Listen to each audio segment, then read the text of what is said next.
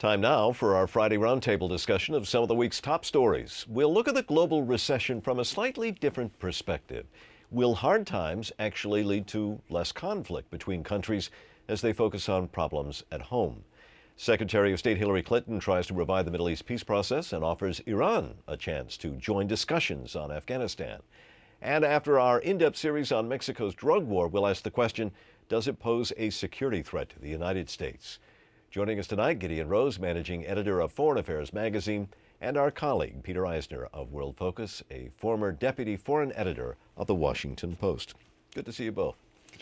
Gideon, I want to start with a subject that we actually were talking about, you brought up earlier in the week, and this was the concept that the economic downturn, the economic crisis, is so severe that it actually could reduce conflict in the world. Explain that. Well, I think it all depends on how responsible leaders are. For someone like President Obama or members of European governments or even many important countries in the developing world, there are so many important crises in the domestic political economy that they really can't afford foreign distractions. They can't afford reckless adventurism. And I think they're going to be focused on trying to do what they can to solve the problems at home rather than, and shy away from potential conflicts, try to minimize them rather than maximize or exacerbate them. The danger is that irresponsible leaders will go the opposite direction and faced with troubles at home will try to divert attention by crazy moves abroad. So it all depends on whether the government is in effect responsible or not. I think it's actually going to lead to calm rather than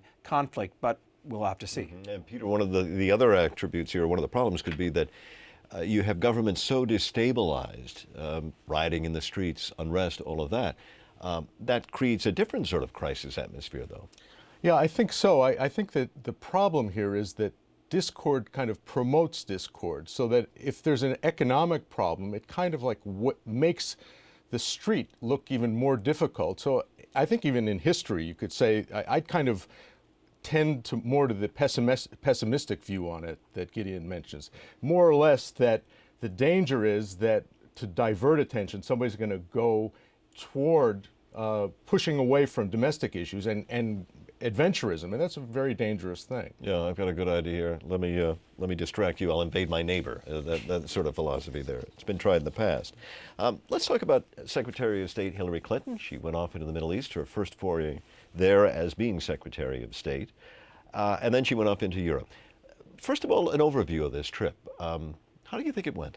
Well, I mean, I didn't think she got that far on the Israeli-Palestinian front, but so what? She's still a rock star, and she's going to do really well in a lot of areas. I think that the Syrian track and the opening to Iran are going to be more promising than the Israeli-Palestinian front. And you can see the administration, the Obama administration, laying the groundwork for an opening to Iran on Afghanistan, which she's talking about, and on making some kind of deal with Syria, an opening to Syria. And I think those are really promising things that we should keep our eyes on. Peter, what about that? Two special emissaries apparently going to Syria, reaching out to a nation that, in the past we have not done so.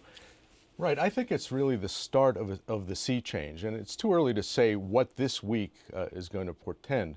But taking a look at Syria, after all, last year, Israel started negotiations with Syria and Turkey, and the Bush administration, interestingly and amazingly to some, came out and said it's not right to be negotiating with terrorists. And here Israel taking the initiative, and the United States was way behind. So this is completely different now. The United States is trying to move into a different camp with Syria, and that's very important. But I think also that it kind of harkens back and echoes back to what Barack Obama was saying during the campaign.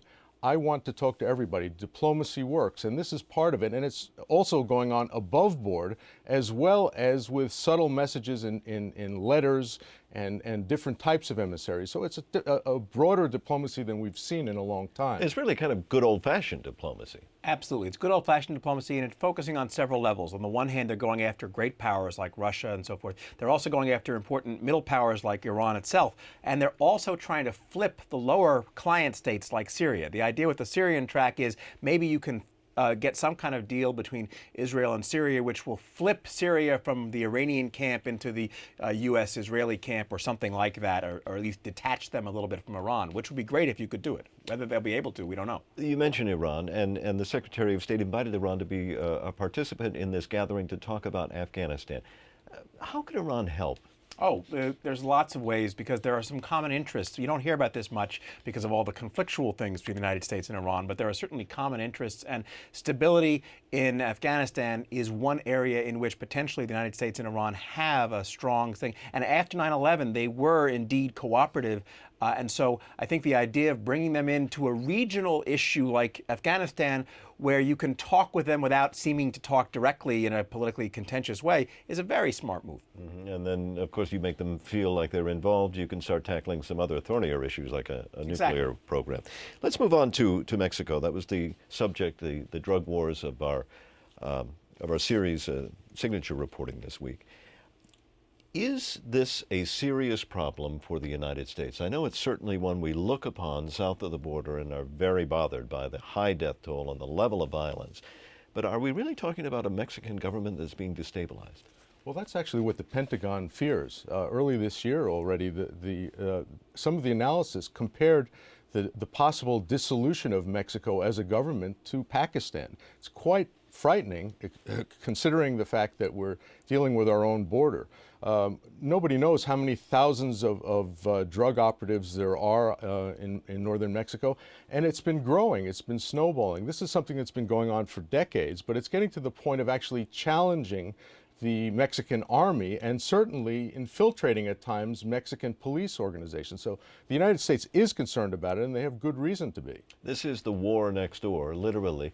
What should we be doing in support of Mexico? Well, we should be doing whatever we can, first of all, to take care of the drug problem on our side. Second of all, to take care of certain kinds of arms flows back and forth that are allowed or possible because of different regulations.